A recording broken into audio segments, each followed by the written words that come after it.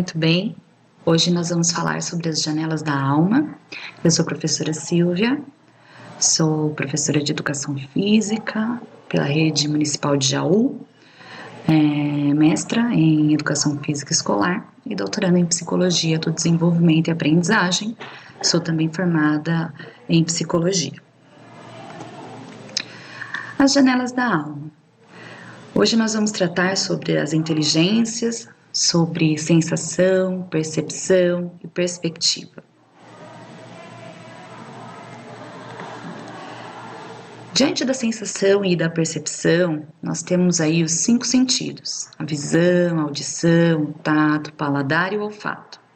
Nós vamos falar então das inteligências múltiplas, de Howard Gardner, e vamos falar sobre perspectiva.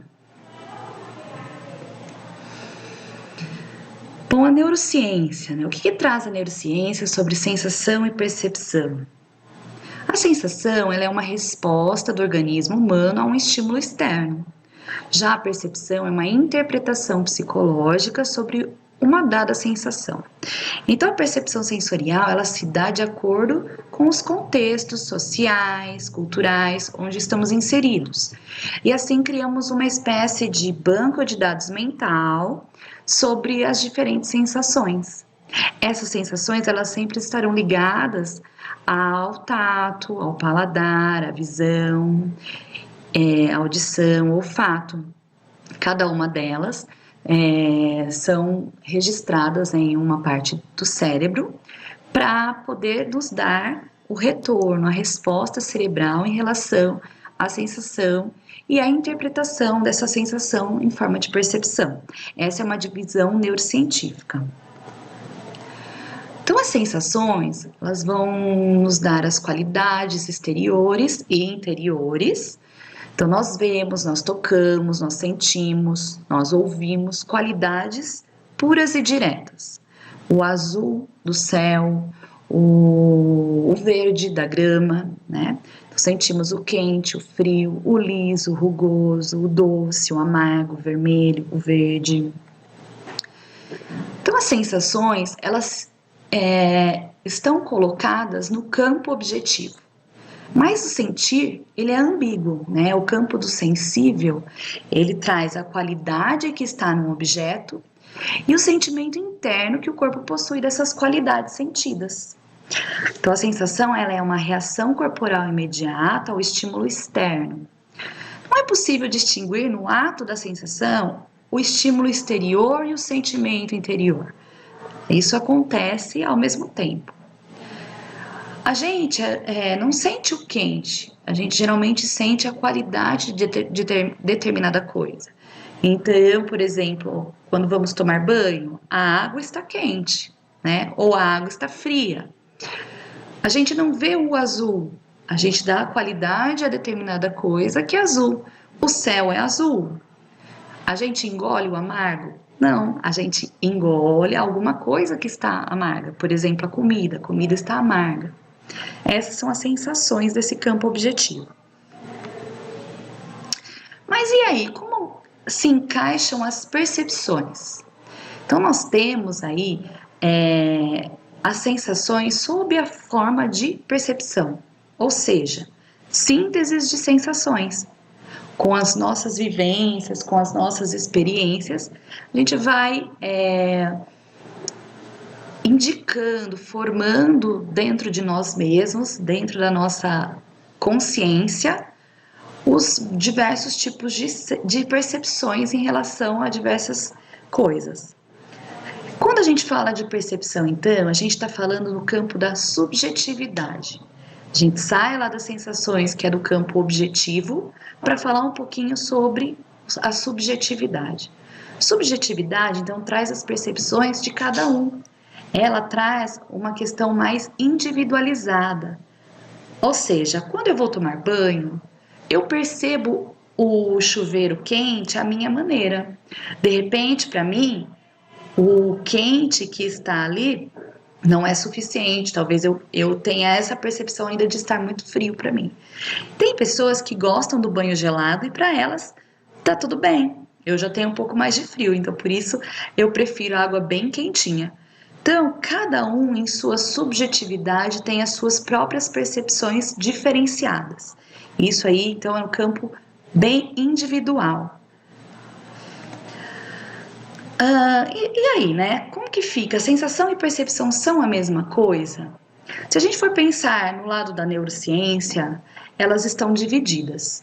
Se a gente trouxer para o campo da Gestalt, da fenomenologia, que são outras formas de pensar, elas se completam e são a mesma coisa. Então, na Gestalt e na fenomenologia, percepção é o conhecimento sensorial de totalidades organizadas e dotadas de sentido e significado. É o próprio mundo exterior organizado em formas e estruturas complexas que estarão aí dotadas de sentidos. Então, a relação do sujeito com o mundo, e aí um não vai existir sem o outro. Mundo depende de sujeito e sujeito depende do mundo. Como assim? Uma criança que nasce num ambiente rural, muito provavelmente terá suas percepções em relação a esse ambiente rural. Já uma criança que nasce em um ambiente, como que eu vou falar? Numa cidade, uma grande metrópole, né, urbano, esta criança vai desenvolver suas percepções em relação a esse ambiente que ela cresceu. Então, o mundo em que a gente vive, que a gente cresce, estão muito atrelados a esse espaço. A gente se torna o mundo e o mundo se torna a gente enquanto sujeito individual, né? Sujeito único. Por exemplo, como que a gente vai compreender esse campo das totalidades? Nós temos aí uma figura ambígua, que na Gestalt chamamos de figura ambígua, figura e fundo. E a gente consegue observar duas imagens diferentes numa só figura. Como isso é? Né? Nessa imagem maior aí. Se o objeto percebido não tem embasamento na realidade de uma pessoa, ela pode literalmente não percebê-lo. Então, se não faz sentido para mim, se não tem nada a ver com a minha realidade, provavelmente eu não vou conseguir identificar que a diferença nessa foto é de uma moça ou de uma senhora. Então, vamos a elas. Né? O que é o nariz de uma é o perfil da outra. Então, nós vemos aqui a senhora. Aqui seria o queixo. Peraí, deixa eu pegar o apontador. Então, nós temos o queixo. Aqui a boca da senhora com o queixo. O nariz da senhora, a boca e o queixo. E aí toda a transformação. O nariz, a boca, o queixo. E aqui seria um cabelo branco, por exemplo, né?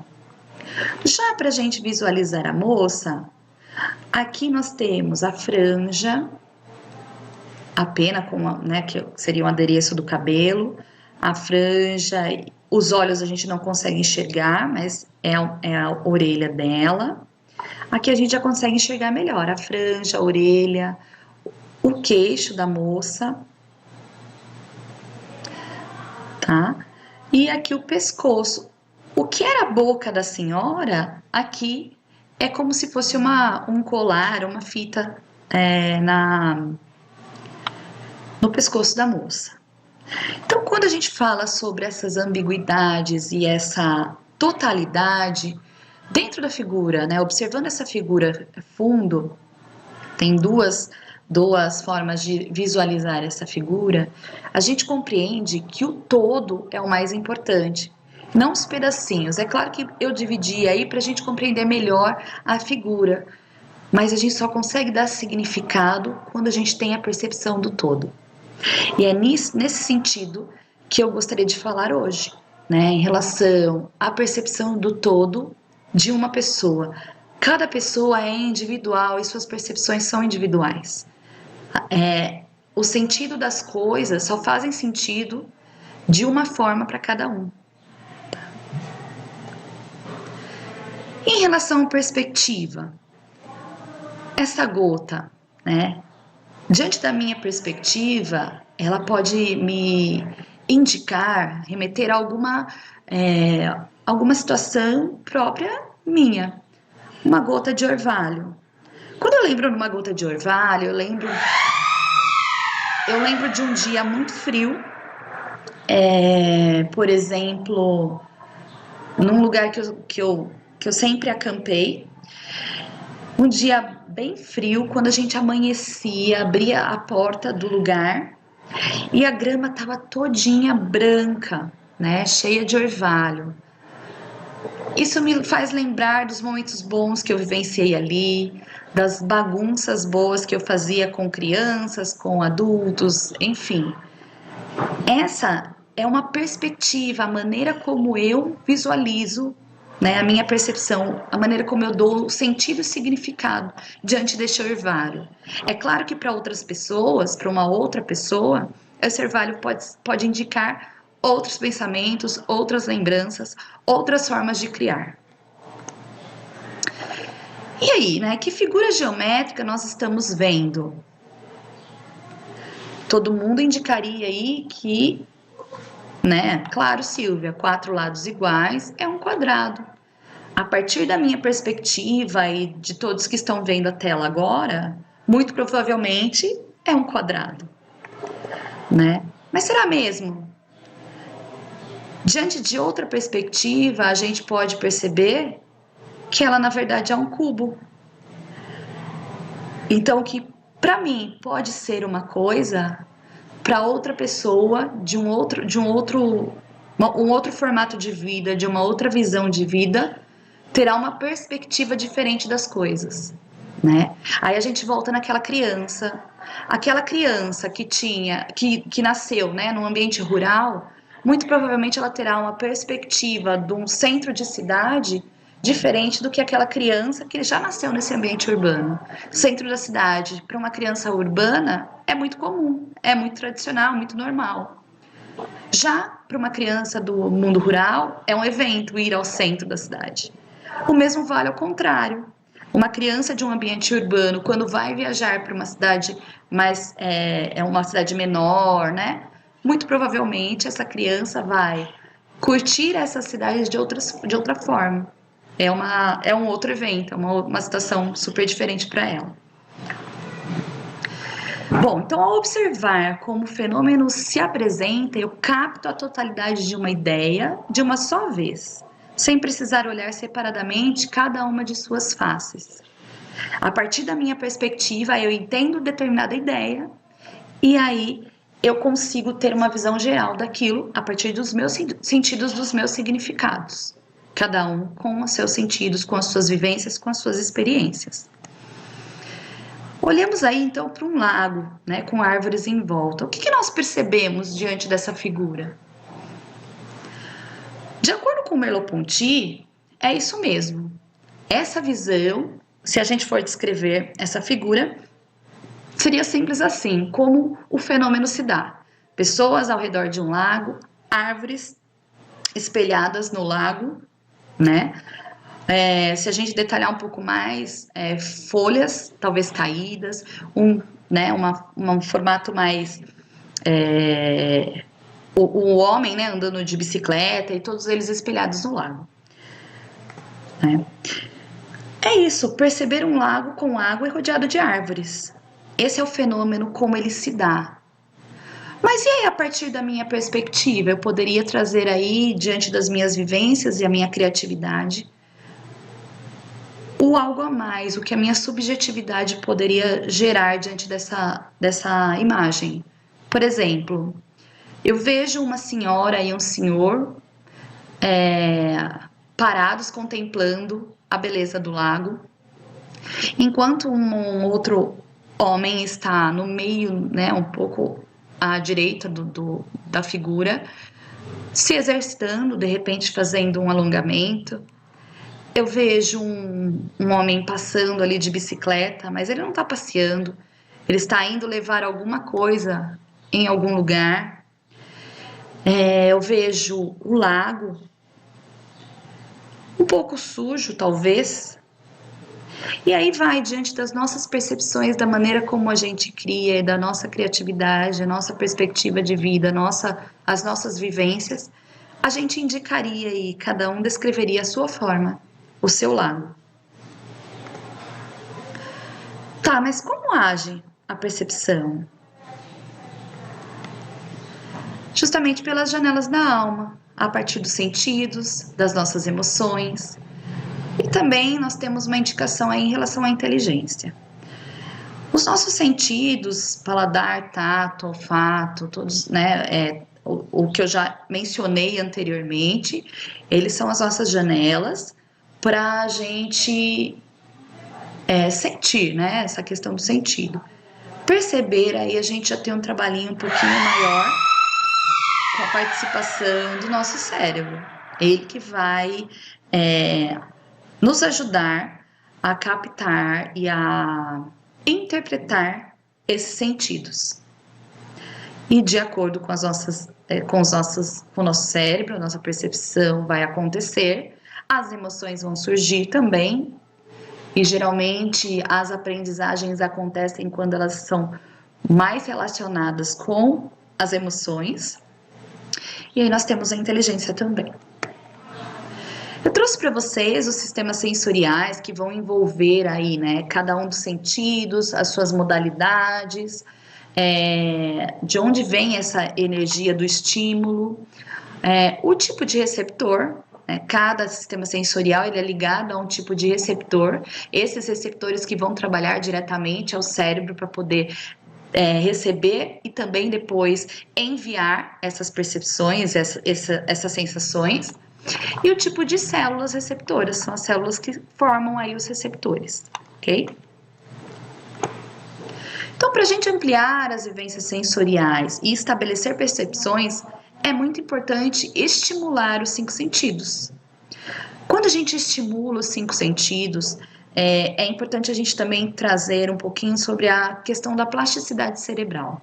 As estimulações, elas são extremamente importantes, cada qual na sua intensidade necessária e suficiente para cada idade. É claro que para um bebê eu não vou entorpecer, né? Encher essa criança de inúmeros estímulos, né? Cada fase da vida tem as suas necessidades de estímulos e aí é preciso um equilíbrio. De acordo com as estimulações, a gente tem também a estimulação cerebral, que vai desenvolver essa questão da plasticidade cerebral. Uma criança que foi bastante estimulada em relação à música, muito provavelmente ela vai ter o seu cérebro estimulado para a música. E, consequentemente, essa plasticidade. O que é essa plasticidade? É a formação sináptica, né, dos neurônios, eles vão conseguir se unir, conseguir realizar novas sinapses a cada momento quando se é estimulado.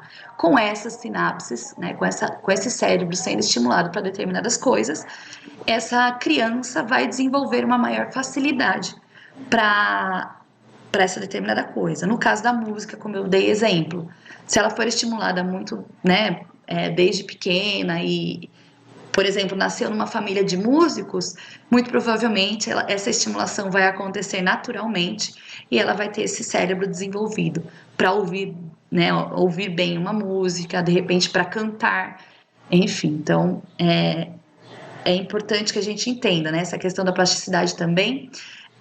Ela que vai nos auxiliar, nos ajudar no desenvolvimento de habilidades que muitas vezes, a princípio, a gente não tem. Um adulto ou um jovem que nunca teve a experimentação da música, de repente pode desenvolver, através da plasticidade cerebral e das estimulações, uma aptidão, né, uma certa habilidade para a música. Tão boa quanto daquela criança que nasceu no meio musical? Não sei, isso vai depender da forma como a música vai ser trabalhada, como essa pessoa vai se dedicar, né? Tudo depende. Mas já cai por terra aquela velha história de que a gente não aprende ou que a gente não desenvolve habilidades depois de velho. Eu aprendi que até os 21 anos a gente tinha que estudar e desenvolver inúmeros tipos de habilidade, porque depois dos 21 tudo ficaria mais difícil. É claro que um cérebro mais envelhecido, ele tem uma certa dificuldade de estabelecer essa plasticidade, de ter novas sinapses, mas com bastante estimulação, com certeza elas se dão, né? Então, apesar do cérebro mais velho ficar mais enrijecido, ele pode ser estimulado, ele pode ajudar nas habilidades. Então, estimulando os nossos sentidos, né? Eu trouxe aqui alguns exemplos de estimulação que podem acontecer tanto no ambiente escolar como no ambiente doméstico, através de monitores, né, dos auxiliares, de salas, enfim. Todos podemos trabalhar em prol dessa estimulação. Na visão, misturar tintas, aprender a classificá-las, tudo isso também vai estar ajudando a desenvolver as inteligências, né? Quais são as cores primárias, quais seriam as secundárias, né? A mistura das primárias que vão gerar as secundárias, a mistura das secundárias para gerar as terciárias, enfim. A estimulação em misturas de cores é uma boa possibilidade aí para trabalhar o âmbito da visão.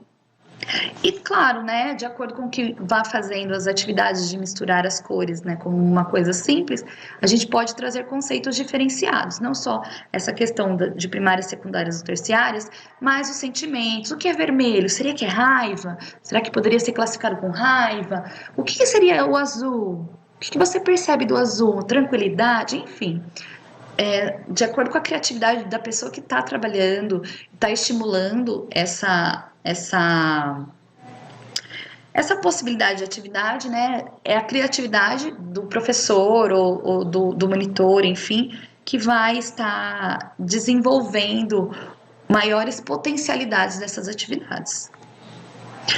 Trouxe aí uma figura para a gente descobrir qual será que é o monstrinho, né, em relação aí a uma atividade também de estimulação da visão, vai trabalhar também concentração, atenção, tá? Qual seria, né? Bom, a não é, porque tá faltando aí o rabinho do segundo monstro. Ele não tem os bracinhos abertos, então não é a B. A C também não, tá faltando as orelhinhas aí, o rabinho. A D também não, né? Porque ele tem chifrinhos ali nessa figura. Na verdade, ele possui orelhinhas. A F não é, porque falta também aí a asinha. Então, a gente considera como acerta a alternativa E, né? Então, para o estímulo de concentração, são atividades possíveis de serem encontradas na própria internet, né? Como essa também, que seria a alternativa B. Outros tipos, quais são os personagens, de acordo com as sombras. Também na atenção, aí nós temos o trio, né? O Divino Atelier é muito interessante, muito legal, traz algumas atividades bem bacanas para estimulação, ó, aí da atenção, concentração, para estar buscando, né, os três, a sequência de figuras, aí no caso, como demonstra. Estimulação óculo-manual, todo quebra-cabeça é muito importante aí para essa estimulação, tanto os movimentos dos olhos juntamente com mãos, né? Aí eu trouxe, né, o exemplo desse quebra-cabeça com cores também para trabalhar cores, né? Diferenças, talvez aí juntar com emoções, enfim, né? Essa montagem do quebra-cabeça. Os padrões de palitos, a gente está trabalhando as cores, mas também a gente pode trabalhar o raciocínio lógico. Esses palitos, a gente identifica aqui essa figura com o palito acima, o palito abaixo, embaixo de todos, como que se posiciona cada palito, né? E aí a criança, o adolescente, o jovem pode estar realizando. A estimulação dos sentidos, no caso aí, audição, como o jogo da memória auditiva, que são copinhos que você coloca pares de copinhos com o mesmo objeto dentro. A hora que você balança esses copinhos, a criança tem que identificar quais são os sons que são iguais, né? Vamos lá, então vamos tentar aí testar a nossa percepção das músicas.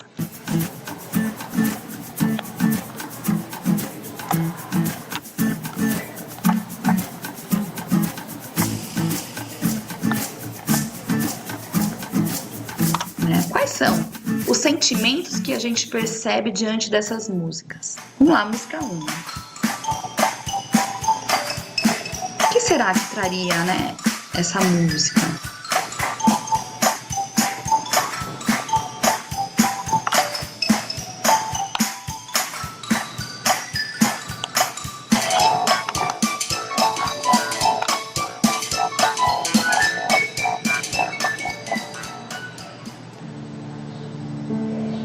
E a 2?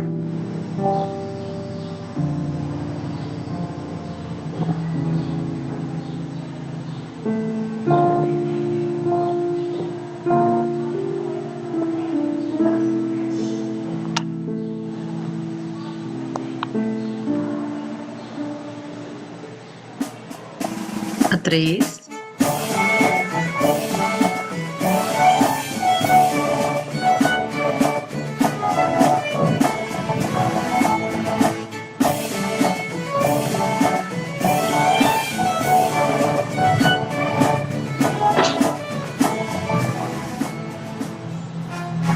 A 4?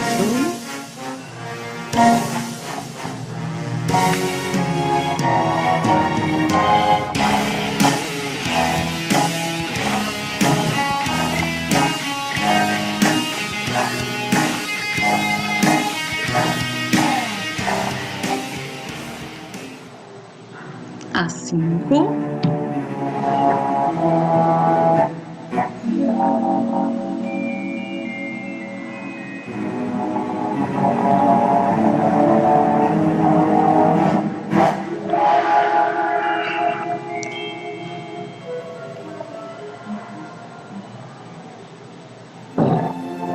A 6?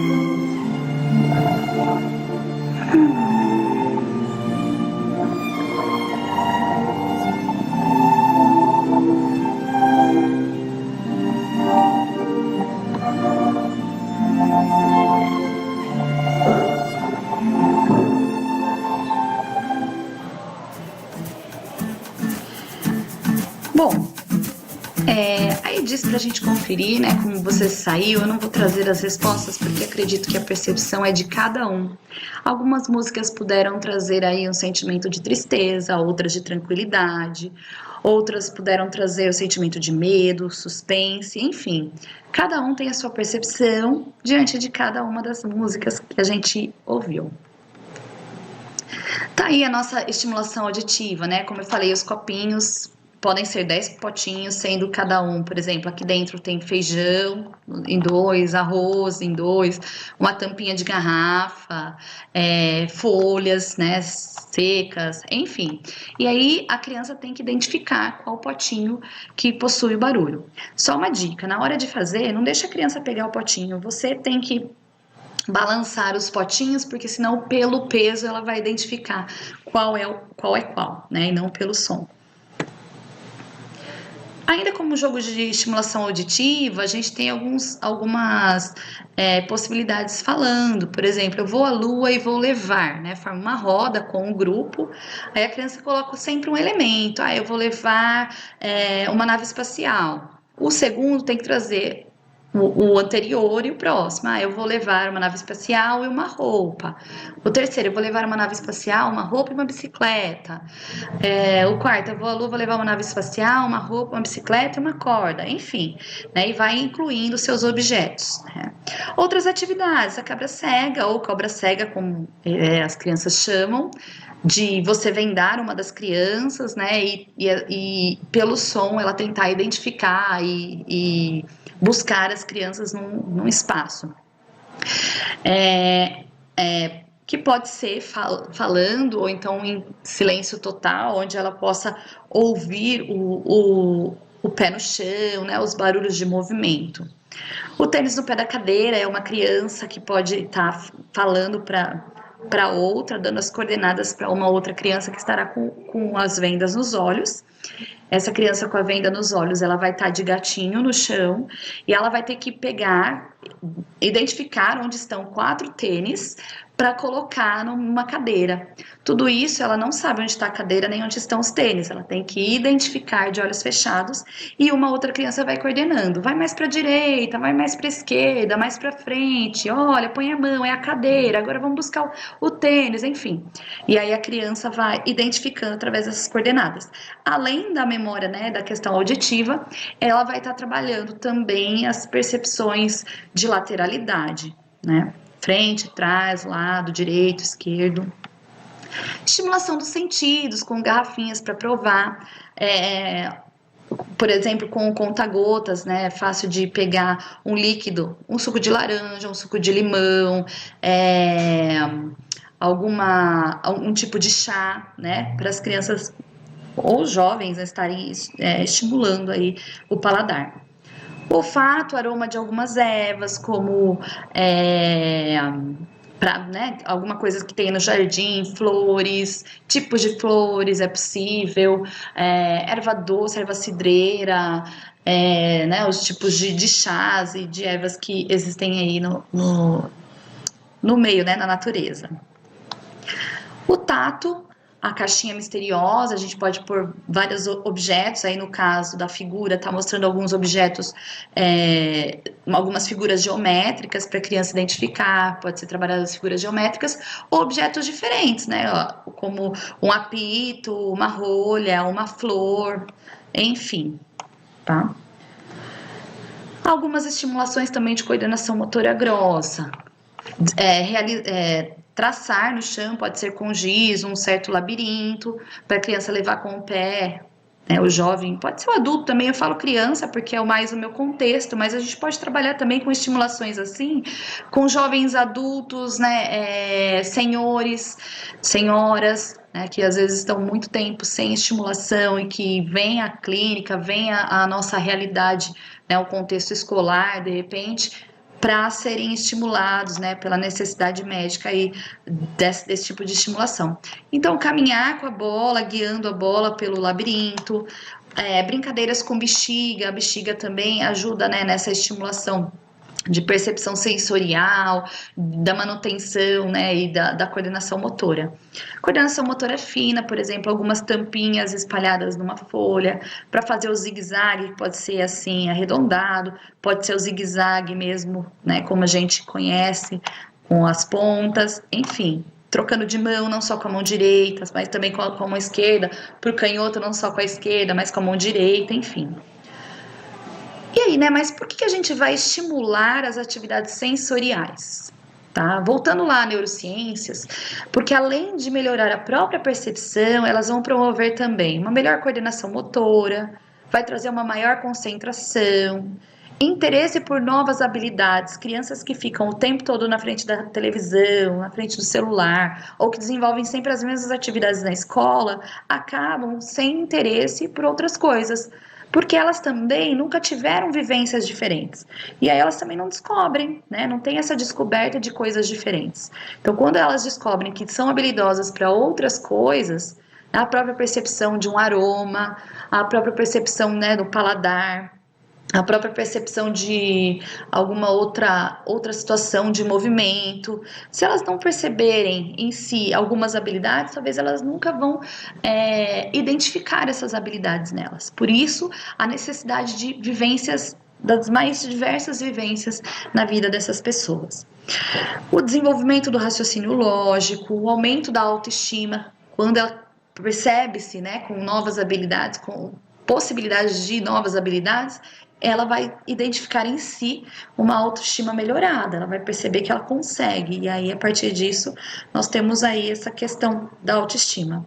Independência para resolução de problemas, né? Uma pessoa que tem suas habilidades desenvolvidas ou se percebe com maiores habilidades, ela também consegue desenvolver aí uma certa independência. E aí a gente chega no Howard Gardner, ele que traz a teoria das inteligências múltiplas, né? Os seus livros aí são os mais famosos, né? Inclusive Depois eu posso até indicar o link de um vídeo dele falando sobre essas inteligências múltiplas ao redor do mundo, que é bem interessante. Então, o Garner, ele é o cientista das inteligências múltiplas, ele é formado em psicologia e neurologia, professor de Harvard, tá? Em 80 ele começou a se aprofundar nesse estudo das inteligências, sendo conhecido aí pelas inteligências múltiplas. Então, ele encontra na teoria das inteligências múltiplas uma forma de rebater o antigo conceito de inteligência, que era aquele conceito que a pessoa nascia com uma certa capacidade, né? Uma capacidade inata, que era geral, que era única, né? E que permite aos indivíduos uma certa performance, maior ou menor, em qualquer área da inteligência. Só que pro Howard, né, para ele, a inteligência, ela é um potencial biopsicológico para processar informações que pode ser ativado para solucionar problemas ou criar produtos que sejam valorizados numa cultura. Então, olha como se amplia a questão das inteligências, né? Essa amplitude vai trazer aí uma maior possibilidade de identificar nas pessoas as suas habilidades, suas capacidades. Então, as inteligências, elas vêm da combinação da herança genética do indivíduo. É claro que alguns vão ter uma certa facilidade para determinadas coisas, né? E aí vai se combinar com as condições de vida numa cultura e numa era dada. Ou seja, né, dirigir hoje requer outros tipos de habilidade do que dirigir nos anos 50, por exemplo, né? É bem diferente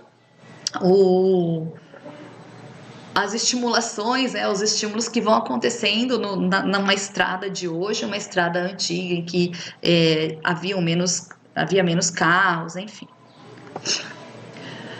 Bom, então quais são essas inteligências? Nós temos aí, hoje, né, um total de 10 inteligências, algumas estão sendo mais aprimoradas, tá? Então, a corporal sinestésica, espacial, existencial, interpessoal, intrapessoal, espiritual, linguística, lógico-matemática, musical e naturalista. Nós vamos falar de cada uma delas. Todas as pessoas vão possuir várias inteligências, né? Não é porque eu sou boa em matemática, tenho uma boa inteligência para matemática, lógico-matemática, que eu não vou desenvolver outro tipo de inteligência. Pelo contrário, né? Nós temos vários tipos e aí vai também depender de como se deu a estimulação e como se dá, né, do decorrer da vida. A maioria das pessoas pode desenvolver cada inteligência num nível mais adequado de competência. Então, se você estimular, provavelmente você consegue desenvolver esse tipo de inteligência. As inteligências funcionam juntas e de maneira complexa. Então, eu não vou ser só inteligente em matemática, mas elas estão ali, uma auxiliando na outra, né? Por exemplo, uma corporal sinestésica, dependendo do meu movimento, eu tenho também um raciocínio lógico para desenvolver esse movimento. Estou trabalhando dois tipos de inteligência. Existem muitas maneiras de ser inteligente em cada categoria. Às vezes, uma criança que faz uma boa resolução, né, de contas matemáticas, tem esse tipo de desenvolvimento dentro da habilidade matemática, né? Diferente de outras crianças que talvez tenham o desenvolvimento da habilidade de matemática de outra forma.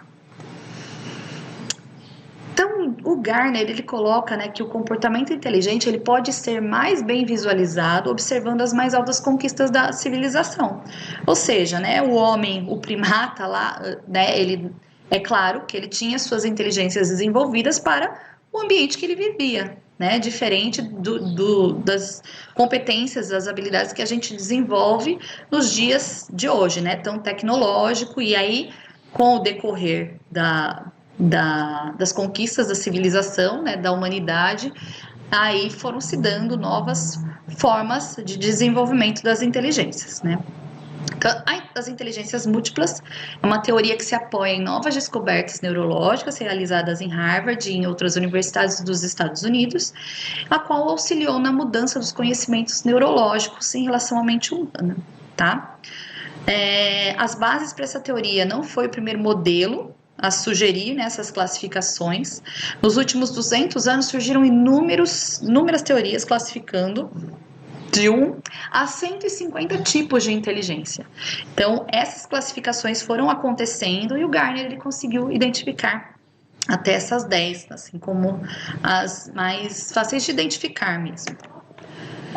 Então, por que esse modelo do Gartner é tão importante para a gente hoje? Pois ele vai se basear em pesquisas realizadas em uma ampla variedade de campos. Então, o Gartner, esse tipo de teoria, ele tem aí uma base antropológica, psicológica, do próprio desenvolvimento humano e também atua dentro dessas áreas hoje em dia. Para que cada inteligência possa fazer parte da teoria, é necessário que ela satisfaça 4 requisitos. Então, a habilidade em simbolizar ou descrever ideias e experiências através de representações, ou seja, a inteligência para o Gartner, ela só se torna a inteligência quando a pessoa é capaz de ter a habilidade, por exemplo, a habilidade matemática, conseguindo simbolizar, descrever essas ideias, e representá-las. A inteligência ela não é uma característica absoluta fixada no nascimento que vai permanecer estável, pelo contrário, quanto maiores as estimulações em determinadas inteligências, as capacidades, as habilidades são desenvolvidas. Para ser viável, qualquer teoria de inteligência precisa ser enraizada na psicologia da estrutura cerebral. Então, essa teoria ela traz aí algumas estruturas cerebrais que vão indicar quais as partes do cérebro são mais influenciadas, ou são mais trabalhadas quando determinada inteligência está sendo realizada, está sendo utilizada. O comportamento inteligente ele pode ser mais bem visualizado observando as mais altas conquistas da civilização, como a gente viu ali, quanto mais o tempo passa, mais as tecnologias se desenvolvem, graças às inteligências, essas inteligências também vão se desenvolvendo e assim vai, num processo em espiral de desenvolvimento. Então, quais são essas áreas? Vamos lá. A inteligência linguística e a inteligência lógico-matemática, elas estão desenvolvidas ali na área de Broca. Ela é uma pequena região lá do córtex frontal, tá? E ela também é super importante para o desenvolvimento da coordenação e da fala. O que é a inteligência linguística? Ela vai incluir aí a capacidade de manipular a sintaxe ou a estrutura da linguagem. Pessoas que têm um melhor desenvolvimento na fala, que consegue se expressar de maneira criativa, que consegue utilizar o vocabulário e possui um vocabulário mais extenso. Então, essas pessoas da inteligência linguística. A inteligência lógico-matemática vai incluir a sensibilidade a padrões e relacionamentos lógicos, afirmações, proposições, funções e outras abstrações relacionadas. A inteligência característica aí dos engenheiros, dos matemáticos, de cientistas. A inteligência interpessoal, que aí a pessoa ela tem uma capacidade de perceber, de distinguir o humor, as intenções, as motivações, os sentimentos em outras pessoas. Então, são as inter-relações, ela identifica facilmente. E a intrapessoal, que são aquelas pessoas que possuem um autoconhecimento, conhece de si, consegue lidar com suas emoções, compreende bem essas emoções, se adapta aos ambientes, tá? Então, ela está localizada lá no lóbulo frontal, que é o maior lóbulo do nosso córtex, tá? E responsável aí por muitos traços comportamentais, principalmente os considerados humanos. A inteligência espacial, musical e a existencial, elas são caracterizadas no hemisfério cerebral direito. Então, o que é a inteligência espacial? Ela vai incluir a capacidade de visualizar, representar graficamente ideias visuais ou espaciais e de orientar-se apropriadamente em uma matriz espacial. Consegue identificar lateralidade, pessoas que entram numa cidade, passam por determinados locais. Se ela daqui a alguns anos voltar para essa cidade, muito provavelmente ela vai conseguir se localizar nesse mesmo ambiente. A inteligência musical, capacidade de perceber, discriminar, transformar e expressar formas musicais, né? Tem um ouvido muito apurado, consegue identificar notas, acordes, consegue lidar com a voz, né? Existem pessoas aí na inteligência musical que vai conseguir ouvir melhor, outras vão conseguir cantar melhor, enfim. Inteligência existencial, que é a capacidade de situar-se ao alcance da compreensão integral do cosmos, do infinito, assim como a capacidade de compreender a existência humana, aquelas pessoas que conseguem identificar as potencialidades dos outros, que têm uma maior visão, né, em relação à existência, que pode auxiliar ou auxiliar as pessoas, né, a desenvolverem-se pessoalmente, né, em termos de buscas próprias de vivências. A inteligência corporal sinestésica está lá no cérebro, né, no hemisfério cerebral esquerdo. Essa inteligência, ela traça a perícia no uso do corpo todo para expressar ideias, sentimentos, facilidade no uso das partes do corpo para produzir e transformar as coisas. Por exemplo, os atletas têm uma inteligência corporal muito ampliada, né? Eles conseguem ter alta performance a partir dos treinos, conseguem ter uma visão corporal, né? Um posicionamento corporal de força muscular, enfim, para desenvolver suas habilidades, né, e desenvolver suas capacidades dentro do esporte que ele atua. E os artistas, né, os atores que têm essa capacidade de mostrar seus sentimentos, essa consciência corporal que vai traçando o personagem e, né, ele vai conseguindo mostrar para as pessoas como que é esse personagem, né? E aí eu trago o Chaplin, uma consciência corporal incrível que ele tinha, né, em relação a seus personagens e sem falar, né, o quanto essa consciência corporal era importante para ele. Inteligência naturalista, a perícia no reconhecimento e classificação das numerosas espécies do ambiente. O naturalista é aquele que consegue perceber-se, né, no meio ambiente e perceber o meio ambiente em si. Existem pessoas que têm, né, essa lida com as coisas da natureza, né, os seres da natureza de uma forma muito mais ampliada, têm esse conhecimento e conseguem classificar, conseguem, né, ter em si todas essas possibilidades que a natureza traz, né, e identificam muito bem. E a inteligência espiritual, essa é a mais nova inteligência que foi adicionada aí na lista, ainda está sendo estudada pelo Garner, e refere-se à preocupação e formulação de perguntas sobre a vida, a morte e o universo. É a inteligência dos religiosos, dos líderes espirituais, dos devotos, né? Existem pessoas que são realmente muito mais espiritualizadas, que acreditam em algo maior e conseguem lidar muito bem com isso, né? E também levam esse ser espiritual a outras pessoas e mostram, né? Mas e aí, né? Eu deixo para vocês essa pergunta: quais são as suas inteligências? Né? Quais delas vocês conseguem permear e quais delas vocês gostariam de desenvolver mais? Afinal, como a gente viu, nunca é tarde para desenvolver as novas inteligências, né? E também para aperfeiçoar aquelas que a gente já percebe, né, com maiores habilidades.